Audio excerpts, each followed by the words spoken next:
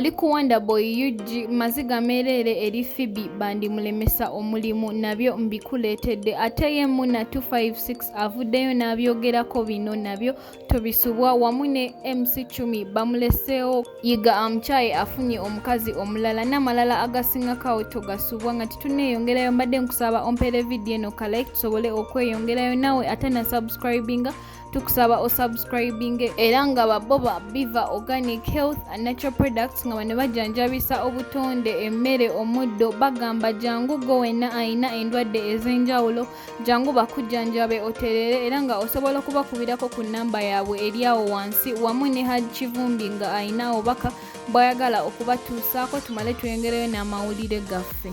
أعوذ بالله من الشيطان الرجيم بسم الله الرحمن الرحيم الحمد لله رب العالمين السلام عليكم ورحمة الله وبركاته bwe ali ku mukutu guno bola basi mulala ye Haji Sulaimani Kivumbi omusomi w'eddwa kola ku bizibu by'abantu ebyenjawulo omuli ebizibu ebya bizinensi endwadde eziganya okuwonesa tegere Dio sanyu jerere eri Phoebe era nga ye avuddeyo n'agamba mu mwenna abamwogerera namwe mwenna aboogera ku mulimu gwe nti ye tatidde ye yeesize Mukama Katonda era byonna byonna gwabikwasiza nga bwe twabaleeteddeko ku mawulire gaffe olunaku olw'eggulo nga tubagamba ye Phoebe yatandise okukola ku programu ye empya wano ku Urban TV era ngenda bikuwa naawe obyewulirireko nga ye yeebaza Katonda olw'omulimu gwamuwadde wamu ne muna 256 olw'okuvaayo n'amusanyukirako bambi kubanga bo balabika kino kye babadde basabirira Phoebe afune ekyokukola naawe ngenda bikuwa obyewulirireko. Nze sijja kweralikirira no sijja kudda mabega nze nnina omulwanyi wange entalo ze nnina yanwanira sijja kudda mabega no sijja kweralikirira nze nnina omulwanyi wange entalo ze nnina yanwanira abatema ekigambo omufaki n'ensiba mikwano.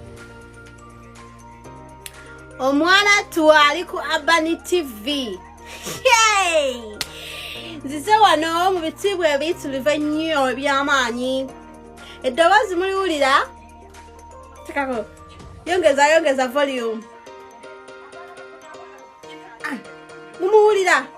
Ana bati bagenda kuba nga batandika kinyugunyugu. Phoebe akutte omuliro buli wamu woolaga Phoebe. Banaye mwana go tukwatidde kalendo tukwatidde bendera wakadamu tuwanise mama. Congratulations Phoebe. Yene sita congratulating ambako n'ekikyamu. Abalinga bagamba Phoebe kyusa ku ngoye akagoye kakaddiye akaviiri kakaddiye akagatto kagudde olubege kati bali muzi congratulations Phoebe abalala basirika tebalina kye batugamba. Katonda yabadde mwere ensonga yimba nange Katonda yabadde mwere ensonga haleluya nga tonneevuma nsi. Katonda alina ekintu kyakutegekedde nga kintu kyamaanyi nnyo. Abasinga muyinza okugamba nti no TV tenaku zino tezikyalina kyezitugamba tezitrendinga oyinza okuba olina following yo nga yamanyi nnyo ku social media nga temanyi na ya TV.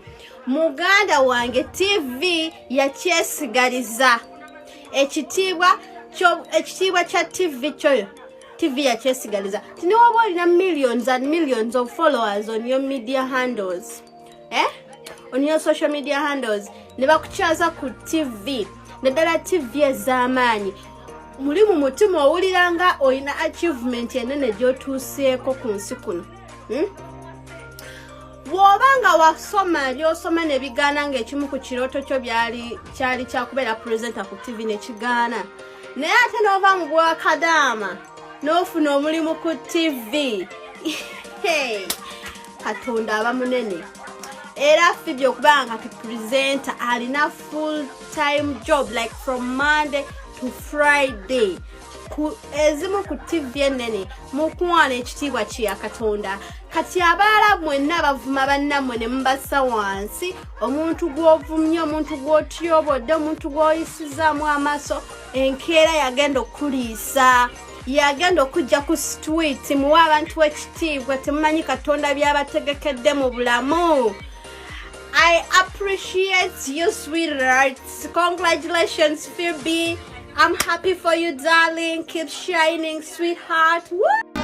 Abantu mwenna mbanjulira mchala wange ombwati ombiloto gwendotako ng'ovudde kweri damage ya 10 eri alina amakulu agakiringa naye olaba 10 bina nasuubidde okuva ku mande nimala kutaano ezo ennaku zonna nziyitamu kati ani gonyumiza nawe ati kugamba 10 laba oli musajja munnange laba mukazi jangu weegezeemu yesi